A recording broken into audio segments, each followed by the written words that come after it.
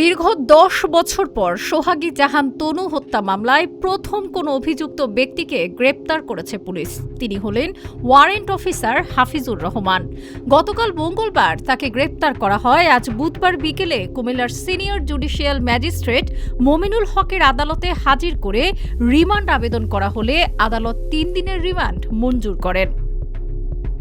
মামলার পিবিআই এর তদন্ত কর্মকর্তা তারিকুল ইসলাম বিষয়টি আজকের পত্রিকাকে নিশ্চিত করেছেন। ৬ এপ্রিল এই আলোচিত মামলার সপ্তম তদন্ত কর্মকর্তা ৩ সন্দেহভাজন sergeant Zahid, warrant officer Hafizur Rahman ও সৈনিক শাহিনুল আলমের ডিএনএ নমুনা ক্রস ম্যাচিং করার জন্য আদালতের অনুমতি চেয়েছিলেন।